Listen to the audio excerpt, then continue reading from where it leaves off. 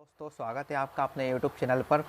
और आज हम शुरुआत करने जा रहे हैं, जैसे कि आपने थंबनेल में देख लिया होगा और टाइटल में भी देख लिया होगा कि कक्षा 10वीं की जो एनसीईआरटी पैटर्न पर आधारित गणित है, हिंदी सॉल्यूशन जिसका, उसको आज से हम सोल्व करेंगे। तो गणित की एक श्रृंखला है जिसमें पहला चैप्टर का नाम है वास्तविक संख्या।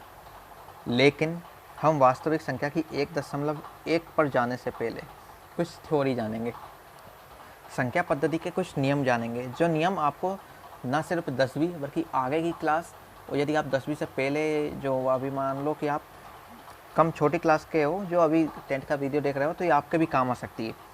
तो सबसे पहले आज हम जानेंगे नंबर सिस्टम क्या होता है। नंबर सिस्टम में मैं आपको सबसे पहले एक क्वेश्चन पूछता हूँ कि यह वास्तविक संख्या में आपको दो चीज़ नज़र आ रही है, एक तो वास्तविक, एक संख्या। तो संख्या क्या होती है? वास्तविक संख्या का तो रोल बाद में आएगा, पहले ये भी तो पता होना चाहिए कि संख्या होती क्या है। तो संख्या गणित की एक ऐसी शब्दावली जिसका प्रयोग हम दूरी, समय और किसी वस्तु के नामांकन में करते हैं, सब संख्या कहलाती है। अब नामांकन कैसे, तो आप देखते हो, ये भी आप जानते हो, है ना। तो संख्या तो ये हो गई। अब संख्याओं की शुरुआत होती कहाँ से है? तो संख्याओं की शुरुआत होती सम्मिश्र संख्या से, जिसको इंग्लिश में बोलते हैं कॉम्प्लेक्स नंबर, है ना, जिसको हिंदी में क्या बोला जाता है? सम्मिश्र संख्या है। सम्मिश्र संख्या को लिखा कैसे जाता है? तो सम्मिश्र संख्या को हम लिखते हैं a प्लस आई बी के फॉर्मेट में इसको लिखा जाता है, जहाँ जो a है इस संख्या का वास्तविक भाग कहलाता है, और जो आई बी में जो i है उसको बोलते हैं हम काल्पनिक भाग। इसको आप आभासी भाग भी बोल सकते हो, अवास्तविक भाग भी बोल सकते हो। तो ये तो हो गया a, जो वास्तविक भाग है इस संख्या का, और काल्पनिक भाग क्या हो गया? आई बी। यहाँ पर जो i है, इस i को बोला जाता है आयोडा। इसका प्रयोग तो आप कक्षा 11वीं में आप सीखोगे, लेकिन अभी हमको किसकी ज़रूरत है? अभी हम पढ़ने वाले इस वास्तविक भाग, मतलब वास्तविक संख्या को। ये जो काल्पनिक भाग है ये आपको कक्षा 11वीं में सीखोगे। तो इसको कैसे सोल्व किया जाता है? काल्पनिक भाग को, एक कुछ जो काल्पनिक संख्याएं होती है उनको कैसे सोल्व करते हैं? तो उनको आयोडा की मदद से सोल्व किया जाता है। तो अभी हम जो रियल पार्ट या रियल नंबर, इसकी चर्चा करेंगे। रियल भाग के भी कुछ भाग है, मतलब एक तरीके से मैं बोलूँ कि संख्या का एक परिवार है, जिसमें से आपने सबसे पहले कॉम्प्लेक्स नंबर के बारे में पढ़ा, मतलब सम्मिश्र संख्या। उसमें भी उसके दो हिस्से हो गए, जो आगे वाला भाग कहलाया वो कहलाया वास्तविक भाग, और जो पीछे वाला भाग कहलाया वो कहलाया काल्पनिक भाग, मतलब इमेजिनरी पार्ट, है ना। इसको बोलते हैं इमेजिनरी पार्ट इंग्लिश में। अब इसके बाद हम इसको तो पढ़ना ही नहीं है अभी, क्योंकि ये कक्षा 11वीं में इसका काम है। अभी हम पढ़ेंगे इस वाले भाग को। वास्तविक संख्या से आगे चल के यहाँ से निकलता है एक तो परिमेय,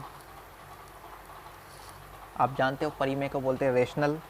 इसके बाद एक निकलता है अपरिमेय, इसको बोलते हैं इर्रेशनल, है ना। परिमेय हमेशा लिखी जाती है p/q के आकार में, p/q मतलब अंश, एक तरीके से भिन्न के रूप में, है ना, अंश बटे हर। जहाँ पर जो हर है जिसको बोलते हैं हमने q से दर्शाया है, ये q 0 के बराबर नहीं होना चाहिए, ये इसका नियम है। तो परिमेय के बारे में हम और डिटेल से पढ़ेंगे आगे, लेकिन अभी हम और आगे की संख्या जानते हैं। इसके बाद आप जानते हो एक संख्या आती प्राकृत संख्या, इसको इंग्लिश में बोलते हैं नेचुरल नंबर, है ना। नेचुरल नंबर की पहचान कैसे होती है? तो गणित में आने वाली सभी संख्याएं जो 1 से चालू होती है, 2, 3 ऐसे गुजरती हुई अनंत तक जाती है, सब क्या कहलाती है? नेचुरल नंबर कहलाती है ना। इसको n से दर्शाते हैं। प्राकृत संख्या क्या हो गई? मतलब जो प्राकृतिक संख्या है वो 1 से लेकर अनंत तक है। अब दूसरी आती है पूर्ण संख्या।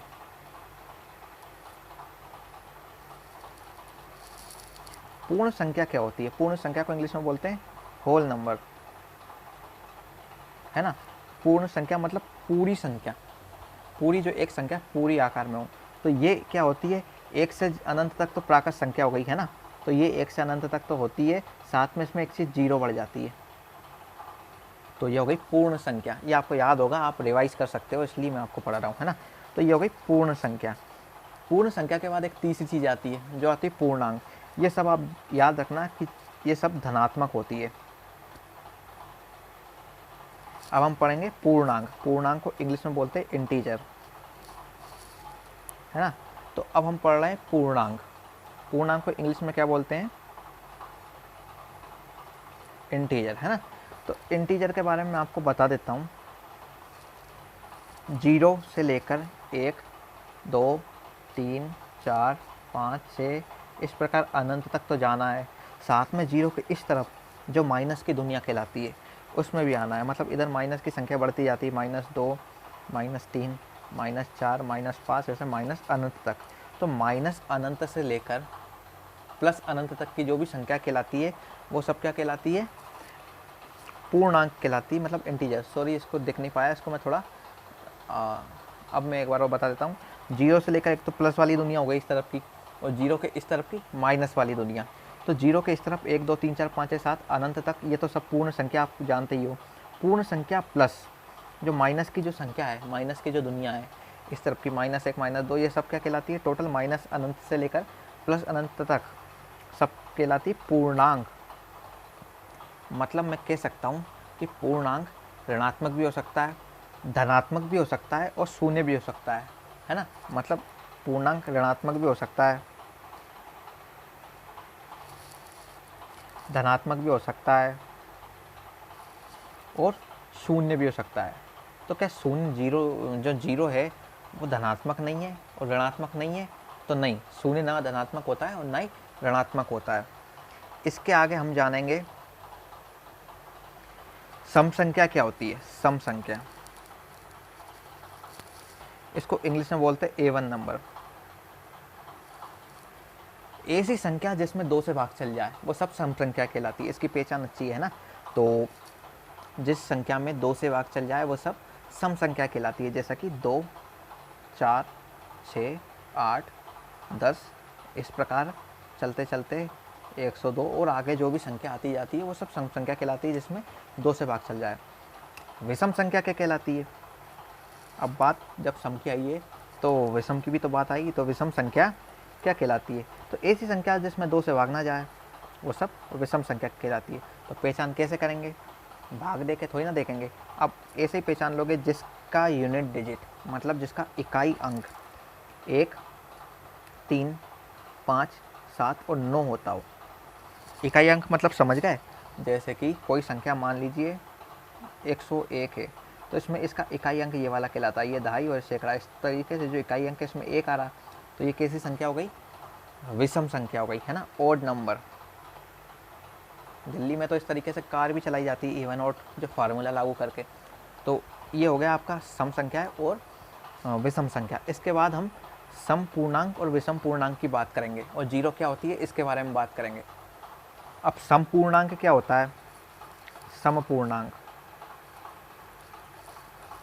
पूर्णांक जैसे कि मैंने आपको बताया था -इन्फिनिटी से लेकर 0 होते हुए +इन्फिनिटी तक जाता है। तो सम पूर्णांक क्या होता है? एक आध उदाहरण मैं आपको बताता हूँ सम पूर्णांक का उदाहरण। जैसे कि या तो माइनस का 22, यह भी सम पूर्णांक है। तो इसी प्रकार प्लस का 22 भी सम पूर्णांक है ना। जीरो क्या है? मतलब ये तो हो गया इवन।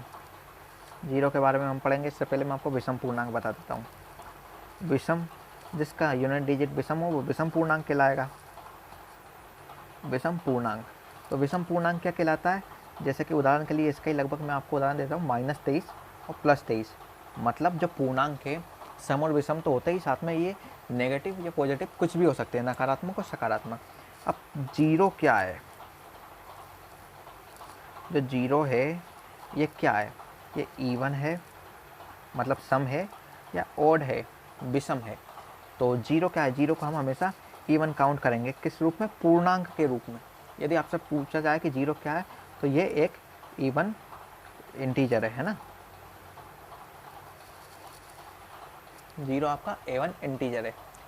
इसके बाद हम आगे बात करने वाले प्राइम नंबर क्या होते हैं, है ना। तो और प्राइम नंबर के बारे में हम बात करेंगे। अभाज्य संख्या क्या होती है? अभाज्य संख्या के बारे में बात करेंगे। अभाज्य संख्या को इंग्लिश में बोलते हैं प्राइम नंबर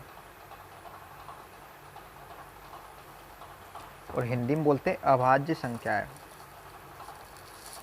नाम से ही लग रहा अभाज्य, मतलब जिसमें भाग ना जाता हो संख्या।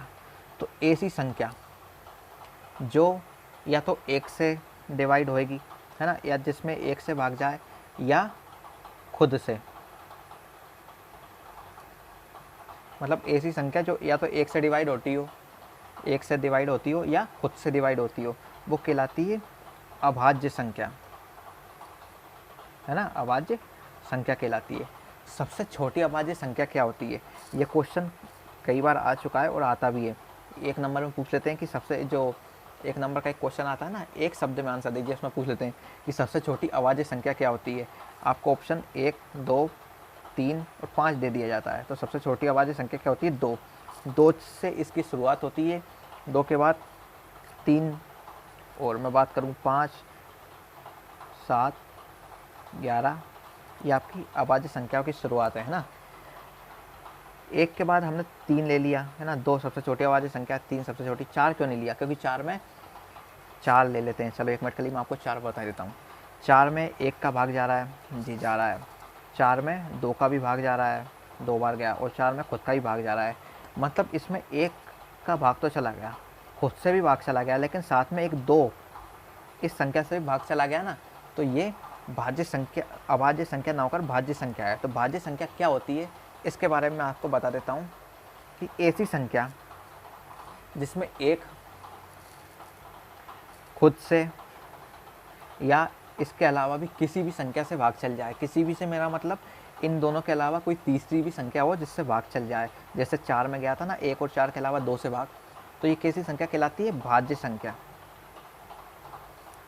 जो मैं बोलता जा रहा हूँ उनको आप लिख लीजिएगा, क्योंकि ये सब कुछ IMP है। अब हम बात करते हैं इन संख्याओं के बारे में बात करने के बाद कि भाग कैसे देते हैं, किसी संख्या में भाग कैसे दिया जाता है। मतलब मैं आपसे पूछ रहा हूँ कि कोई भी संख्या दे दी मैंने, मान लीजिए आपको 42 दे दिया, 42/8, या आपको एक संख्या दे दी गई, या आपको मैंने बोल दिया 5/2, एक छोटी संख्या दे दी। इनमें भाग कैसे दें, भाग कैसे दिया जाता है। भाग देने का भी अपना एक तरीका होता है, अपना एक नियम होता है। आपको जो 1.1 है उसमें इसकी ज़रूरत पड़ेगी, इसलिए मैं आपको ये बता रहा हूँ। और जो आपको फार्मूला याद करना पड़ेगा, यूक्लिड विभाजन वगैरह है थ्योरम, तो उससे भी संबंधित है, इसलिए मैं आपको एक बार बता देता हूँ। तो यहाँ से आपका बेस क्लियर हो जाएगा। तो इसकी हम शुरुआत करते हैं, है ना।